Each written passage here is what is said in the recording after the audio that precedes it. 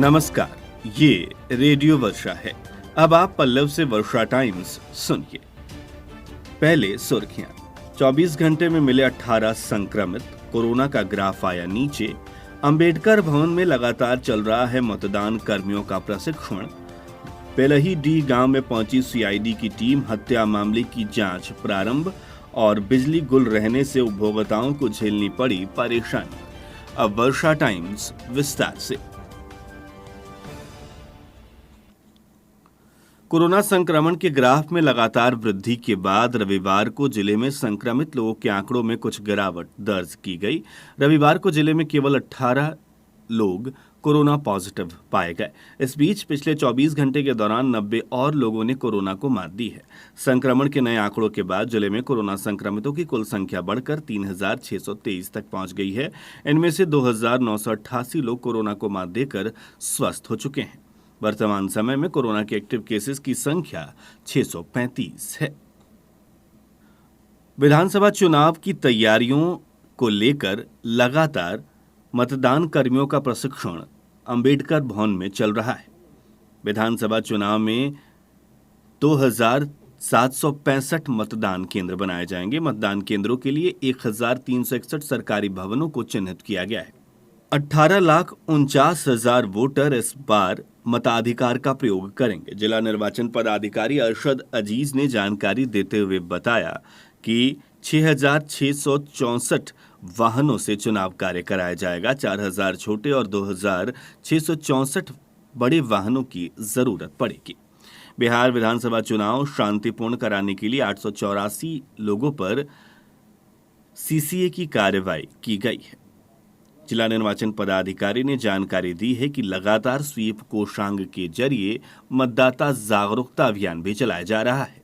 कटिया थाना क्षेत्र के बेलही डी गांव में चर्चित रोहित हत्याकांड की जांच के लिए रविवार को सीआईडी की टीम गांव पहुंची। हत्या मामले की जांच पड़ताल प्रारंभ की। इस बीच टीम के सदस्यों ने किशोर की मौत के बारे में ग्रामीणों तथा आरोपितों से पूछताछ की।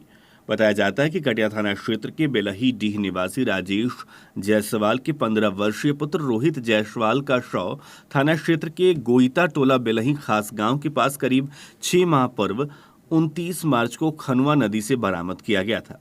राजेश जायसवाल के बयान पर कटिया थाना क्षेत्र में 6 लोगों के विरुद्ध हत्या की प्राथमिकी दर्ज कराई गई। पुलिस ने घटना में नामजद 5 अभियुक्तों को गिरफ्तार कर गोपालगंज मंडल कारा भेज दिया था। सोशल मीडिया पर घटना को सांप्रदायिक रूप देते हुए किशोर की मस्जिद में बलि देकर हत्या किए जाने की खबर आने के बाद मृत किशोर के पिता द्वारा लगाए गए आरोपों की जांच के लिए सूबे के पुलिस महानिदेशक गुप्तेश्वर पांडे ने घटनास्थल एवं मृतक के गांव पहुंचकर सभी बिंदुओं की घटना की जांच की। जांच के बाद उन्होंने सांप्रदायिक रंग देने की खबरों को पूरी तरह से निराधार एवं बेबुनियाद बताया। अपनी जांच के बाद उन्होंने कहा था कि रोहित हत्याकांड की जांच सीआईडी टीम करेगी। रविवार को सीआईडी की टीम बेलही डीह गांव पहुंचकर जांच पड़ताल प्रारंभ कर चुकी है। खेतों की सिंचाई के लिए सर्वे का कार्य बैकुंठपुर के 22 पंचायतों में पूर्ण कर लिया गया है। बैकुंठपुर प्रखंड के कुल 121 राजस्व गांवों में कृषि योग्य जमीन 12,851 हेक्टेयर है। प्रखंड का कुल क्षेत्रफल 19,508 हेक्टेयर है। कृषि योग्य 12,851 हेक्टेयर जमीन में 5% जमीन मकान, दुकान, बाजार या सरकारी कार्यालय के उपयोग में लाया गया है। बाढ़ प्रभावित बैकुंठपुर प्रखंड के 2,455 एकड़ जमीन में जल जमाव रहने के कारण इस वर्ष खेती चुनौती मानी जा रही है। प्रखंड कृषि पदाधिकारी मिथिलेश कुमार प्रसाद ने बताया कि प्रत्येक 2 से 3 हेक्टेयर जमीन के बीच सिंचाई के लिए एक बोरिंग की व्यवस्था की जाएगी। प्रखंड के 4 ऐसे पंचायत हैं जिनमें नहर की व्यवस्था नहीं है। ऐसे पंचायतों में अधिक से अधिक बोरिंग की व्यवस्था को प्राथमिकता दी जाएगी। शेष 18 पंचायतें जिनमें नहर की व्यवस्था है, वहां फसल सिंचाई के समय पानी की व्यवस्था शुरू की जा रही है। उधर भोरे प्रखंड में भी खेतों की सिंचाई के लिए सर्वे का कार्य पूरा हो गया है। जिला कृषि कार्यालय ये रिपोर्ट भेजी गई है। प्रखंड कार्यालय से मिली जानकारी के अनुसार प्रखंड के सभी राजस्व गांवों का क्षेत्रफल 6,967 एकड़ है। वहीं प्रखंड में कुल भूखंडों की संख्या 93,054 है। कुल क्षेत्रफल के 70% भूमि में सिंचाई की सुविधा उपलब्ध है, जबकि 30% भूमि पर किसान अपने निजी बोरिंग की सहायता से सिंचाई करते हैं। कृषि योग्य 70% भूमि में करीब 3% भूमि मकान, दुकान, बाजार या सरकारी कार्यालय के उपयोग में लाया जा रहा है। जिन पंचायतों में नहर की व्यवस्था है, वहां भी अंतिम छोर तक पानी नहीं पहुंच रहा है। ऐसे में निजी नलकूप की सिंचाई या अन्य साधनों का प्रयोग जरूरी है। प्रखंड कृषि पदाधिकारी संतोष कुमार शर्मा ने बताया कि जहां सिंचाई की सुविधा उपलब्ध नहीं है, वहां अधिक से अधिक बोरिंग लगाने की व्यवस्था की जाएगी। 33,000 हाई वोल्टेज तार में फॉल्ट आने से 15 घंटे बिजली की आपूर्ति बाधित रही। 33,000 हाई वोल्टेज तार में जबरदस्त फॉल्ट होने की वजह से थावे प्रखंड के दर्जनों गांवों में 15 घंटे तक बिजली गुल रही, जिससे उपभोक्ता भीषण गर्मी में पूरे रात अंधेरे में रहने पर मजबूर रहे। रविवार की देर शाम आई ये फॉल्ट 15 घंटों तक नहीं सुलझाई जा सकी। 9 बजे रात में तेज बारिश और आंधी की वजह से जगमलवा मीरगंज के बीच 33,000 तार में फॉल्ट आ गया, जिससे ब्रेकडाउन हो गया, जिससे पूरी रात बिजली गुल रही। मीरगंज पावर सब स्टेशन में रविवार की रात 9 बजे से बिजली आपूर्ति ठप रहने से 11,000 की 7 फीडर 9 बजे से लेकर सोमवार के दिन 12 बजे तक ठप रहे, जिससे उपभोक्ता परेशान रहे। वहीं हमारे माझागढ़ संवाददाता सुधीश प्रसाद श्रीवास्तव ने जानकारी दी है कि माझा में भी बिजली की आपूर्ति गुल रहने से लोग परेशान रहे। माझा में भी बिजली की आपूर्ति गायब रही, जिससे लोगों में बिजली विभाग को लेकर आक्रोश रहा। लगातार कई घंटों तक बिजली नहीं आने की वजह से लोग परेशान रहे। रात्रि 8 बजे से लेकर सोमवार को 12 बजे तक माझागढ़ में बिजली की सप्लाई ठप रही। अंधेरी रात में उमस के बीच लोग बिजली की सप्लाई ठप रहने के कारण 16 घंटे तक परेशान रहे। माझागढ़ में जब वर्ष 2018 जनवरी में विद्युत मिनी पावर हाउस को चालू किया गया था, तब लोगों में खुशी थी, लेकिन नियमित बिजली सप्लाई में लगातार आ रही बाधा उपभोक्ताओं के लिए परेशानी का बड़ा सबब है। अपनी 20 सूत्री मांगों को लेकर ट्रक यूनियन ने अनिश्चितकालीन हड़ताल कर चक्का जाम कर दिया। हड़ताल के कारण NH 28 पर लंबी दूरी तक ट्रकों की कतारें लग गईं। NH 28 पर लगभग 10 किलोमीटर लंबा जाम लगा है। वहीं हजियापुर मोड़ पर दोनों तरफ ट्रक लगाने की वजह से आम लोगों को आने जाने में काफी परेशानी का सामना करना पड़ रहा है। ट्रक चालकों ने ट्रक दोनों तरफ लगा दिया है, जिससे यात्री परेशान हैं और रॉन्ग साइड से जाने को मजबूर हैं। कम राशन दिए जाने को लेकर आक्रोशित उपभोक्ताओं ने सिपाया जादवपुर मुख्य पथ को जाम कर प्रदर्शन किया। तिवारी मठनिया पंचायत के अमुआ विजयपुर गांव के डीलर के खिलाफ उपभोक्ताओं ने आरोप लगाया है कि 4 से 5 किलो प्रति परिवार राशन कम दिया जा रहा है। वहीं 700 से 800 ग्राम प्रति परिवार चना उपलब्ध कराया जा रहा है, जबकि सरकार की तरफ से प्रति परिवार 2 किलो चना देने का आदेश है। उपभोक्ता द्वारा कम राशन दिए जाने का विरोध जब किया जाता है तो डीलर द्वारा लोगों को यही कहा जाता है कि जितना आया है उतना ही लीजिए। प्रदर्शन में पानमती देवी, कलावती देवी, वचनी देवी आदि लोग मौजूद रहे। बिहार क्रिकेट एसोसिएशन द्वारा आयोजित होने वाले अंडर 16 शेखपुरा जिले टीम की घोषणा कर दी गई है। इसमें कप्तानी की जिम्मेदारी अभिषेक कुमार यादव को दी गई है। मैच की तिथि अभी तक जारी नहीं हुई है। मैच की तिथि जारी होने के बाद टीम मैच के लिए रवाना होगी। अभिषेक गोपालगंज के रहने वाले बताए जाते हैं। उन्होंने जिला लीग मैचों में काफी बेहतर परफॉर्मेंस किया है, जिसकी बदौलत इस साल शेखपुरा जिला अंडर 16 क्रिकेट टीम की कप्तानी की जिम्मेदारी उन्हें सौंपी गई है। अभिषेक के माता पिता शिक्षक हैं। अभिषेक अपने सिलेक्शन का क्रेडिट अपने कोच पी विजय कुमार को देते हैं। उन्होंने कहा है कि पी विजय कुमार ने उनके ऊपर काफी मेहनत की है। साथ ही उन्होंने अपने ट्रेनर अब्बू बकर को भी सिलेक्शन का श्रेय दिया है।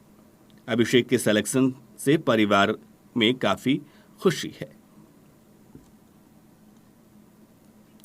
रात्रि करीब 10 बजे तेज हवा के साथ आई मूसलाधार बारिश के बीच आकाशीय बिजली की तड़तड़ाहट से लोगों की नींद उड़ गई। इस साल जितनी बारिश हुई है उतनी बारिश शायद किसी साल नहीं हुई है और इसके साथ साथ विद्युत तड़ित भी इस बार काफी नुकसानदायक रहा है। पंचदेवरी प्रखंड के समौर पंचदेवरी मुख्य मार्ग पर बहेरवा बाजार में एक बोलेरो ने एक बाइक सवार अधेड़ को ठोकर मार दी, जिससे बाइक पर सवार 2 लोग गंभीर रूप से घायल हो गए। घायलों को आसपास के लोगों ने पंचदेवरी प्राथमिक स्वास्थ्य केंद्र पहुंचाया, जहां से डॉक्टरों ने स्थिति को गंभीर देखते हुए गोपालगंज के लिए रेफर कर दिया। घटना के संबंध में बताया जा रहा है कि सोमवार को बैदौली निवासी रामनाथ मंडल समौर किसी निजी काम से गए थे। वापस लौटने के क्रम में वो जैसे ही बहेरवा बाजार पहुंचे, तभी पीछे से तेज गति से आ रही अज्ञात बोलेरो ने ठोकर मार दी, जिससे रामनाथ मंडल बुरी तरह से घायल हो गए। ठोकर मारने के बाद चालक फरार हो गया। एक सप्ताह से चल रहे माझा स्वास्थ्य कर्मियों के हड़ताल को civil surgeon doctor TN Singh ने आश्वासन देकर खत्म करा दिया तथा स्वास्थ्यकर्मी काम पर वापस लौट गए। माजागढ़ थाना क्षेत्र के शेखपरसा गांव की एक महिला की सर्पदंश से मौत हो गई थी। इसके बाद यह मामला तुल पकड़ रहा था। बताया जाता है कि महिला को जब सांप ने डसा था तो उसे इलाज के लिए माझा स्वास्थ्य केंद्र पहुंचाया गया, जहां डॉक्टरों ने इलाज के लिए सदर अस्पताल रेफर कर दिया। सदर अस्पताल से भी गोरखपुर रेफर किया गया। गोरखपुर ले जाते वक्त रास्ते में महिला की मौत हो गई। महिला की मौत के बाद परिजन माझा स्वास्थ्य केंद्र के इमरजेंसी वार्ड में घुसे और तोड़फोड़ के साथ डॉक्टर और स्वास्थ्य कर्मियों के साथ बदतमीजी की। इससे खिन्न होकर डॉक्टर और स्वास्थ्य कर्मियों ने आंदोलन शुरू कर दिया। इनकी मांग थी कि जल्द से जल्द आरोपियों को गिरफ्तार किया जाए। हड़ताल पर रहने के कारण एक सप्ताह से यहां स्वास्थ्य सेवा बाधित हो गई थी। मरीज प्रतिदिन परेशान हो रहे थे। हड़ताल तोड़वाने की पहल करते हुए सोमवार को माझा प्राथमिक स्वास्थ्य केंद्र में civil surgeon doctor TN Singh ने पहुंचकर अभियुक्तों को जल्द गिरफ्तार करवाने का आश्वासन देकर स्वास्थ्य कर्मियों और डॉक्टरों को वापस काम पर भेजने के लिए मना लिया। थावे थाना क्षेत्र के खानपुर अजमत गांव में अज्ञात चोरों द्वारा दरवाजे पर से अपाची बाइक की चोरी कर ली गई, जिसको लेकर थाने में अज्ञात चोरों के विरुद्ध प्राथमिकी दर्ज की गई है। बताया जाता है कि खानपुर अजमत गांव के भोला चौहान अपने दरवाजे पर अपाची बाइक लगाकर सोने चले गए थे। जब सुबह उठकर देखा तो बाइक गायब थी। काफी खोजबीन के बाद बाइक का पता नहीं चलने पर भोला चौहान ने अज्ञात चोरों के विरुद्ध प्राथमिकी दर्ज कराई है। रामपुर गांव में बिजली की करंट लगने से एक किशोर की मौत हो गई। मृतक कन्हैया यादव का 12 वर्षीय पुत्र मनीष कुमार बताया जा रहा है। घटना के संबंध में परिजनों के अनुसार गांव में ही एक घर में उसे काम करने को ले जाया गया था, जहां वो बिल्डिंग का काम कर रहा था। सामान हटाने के क्रम में उसे करंट लग गया और घटनास्थल पर ही उसकी मौत हो गई। घटना की खबर पर सिद्धवलिया पुलिस घटनास्थल पर पहुंची और शव को कब्जे में लेकर पोस्टमार्टम के लिए गोपालगंज भेज दिया है। बरौली थाना क्षेत्र के सराड़ गांव में सोमवार की सुबह खेत की तरफ गई एक महिला का पैर फिसल गया, जिससे वो तालाब में गिर गई, जिससे पानी में डूबने से उसकी मौत हो गई।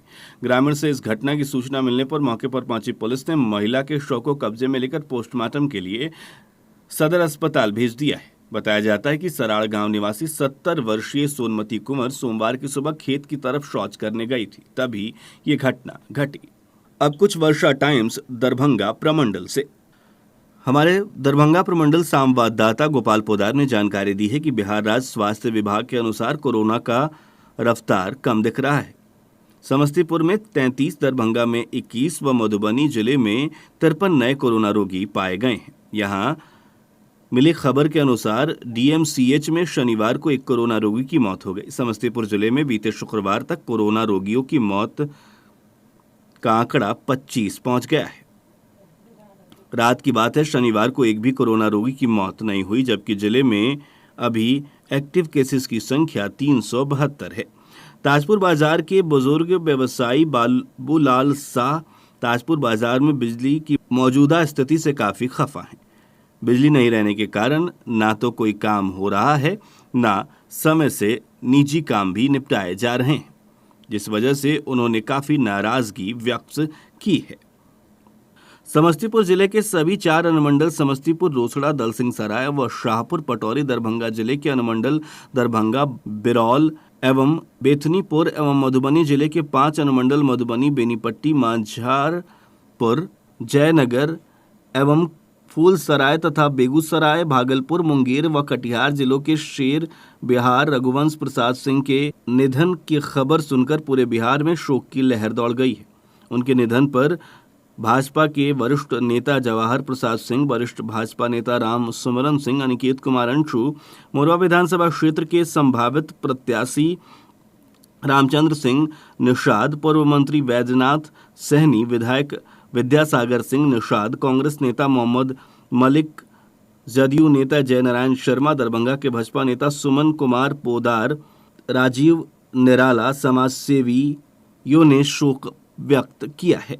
बेनी ओपी क्षेत्र के मुजौना गांव में अपने ससुराल आए युवक की संदेहास्पद स्थिति में मौत हो गई। उधर इस मामले में 7 लोगों को अभियुक्त बनाया गया है। समस्तीपुर शहर स्थित समन्वय कक्ष में जिले के अधिकारियों को संबोधित करते हुए जिला वासियों को सचेत करते हुए कहा कि संभावित विधानसभा चुनाव को लेकर हर स्तर पर तैयारियां की जा रही है। सभी बूथों पर व्यापक रूप से व्यवस्थाएं हो रही हैं। जिला अधिकारी शशांक शुभंकर ने कहा कि चुनाव आयोग द्वारा जो भी दिशा निर्देश जारी किए गए हैं उसके अनुपालन के लिए अधिकारी लगे हुए हैं। कोषांग गठित कर प्रशिक्षण का कार्य शुरू कर दिया गया है।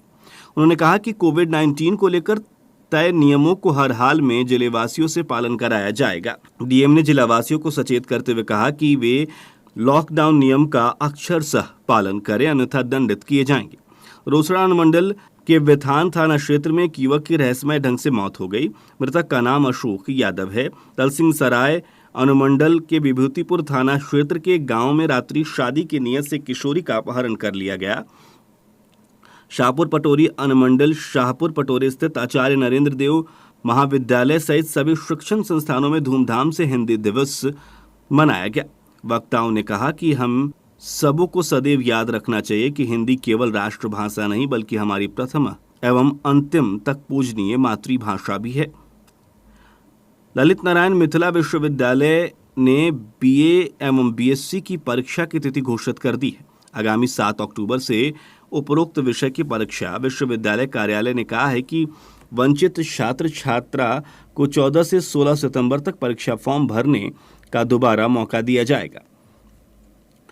मधुबनी जिले के पंडौल आबावीप इकाई ने बैठक कर घोषणा की है कि इस बार छात्र छात्रा को ऑनलाइन सदस्यता दिलाई जाएगी। यह भी बताया गया कि सदस्यता निःशुल्क दिलाई जाएगी। बैठक में लिए गए निर्णय की जानकारी छात्र नेता प्रहलाद कुमार, मणिभूषण कुमार शाह और रंजन कुमार आदि ने दी। मधुबनी जिले से प्राप्त जानकारी के अनुसार जिले के शिक्षक त्रुटिपूर्ण सेवा शर्त के खिलाफ निर्णायक आंदोलन जारी रखेंगे। जानकारी दिया गया है कि शिक्षक संघ के नेता कृष्ण मोहन चौधरी, प्रदीप कुमार एवं कमल कांत आदि नेताओं ने विरोध प्रदर्शन जताया है। अब वर्षा टाइम्स बेगूसराय, भागलपुर, मुंगेर और कटिहार जिले से। बेगूसराय जिले में फिर 32 नए कोरोना रोगी पाए गए हैं, जिससे यहां कोरोना रोगियों की संख्या बढ़कर 5755 हो गई है। अस्पताल में भर्ती 44 रोगियों को स्वस्थ होने की स्थिति में अस्पताल से छुट्टी दे दी गई। भागलपुर जिले में अभिभावकों ने विद्यालय से कोरोना काल का फी माफ करने की मांग को लेकर विद्यालय कार्यालय और शिक्षा विभाग के कार्यालय के समक्ष आक्रोशपूर्ण प्रदर्शन किया। मुंगेर जिले के असरगंज में सिंचाई नहर का पुल एवं काईवाल काफी जर्जर हो गया, जिससे किसानों में आक्रोश व्याप्त है। कटिहार जिले में रेल अधिसूचित रिक्त पदों के लिए 15 दिसंबर से ऑनलाइन कंप्यूटर आधारित परीक्षा शुरू होगी। जानकारी सीपीआर ने दी।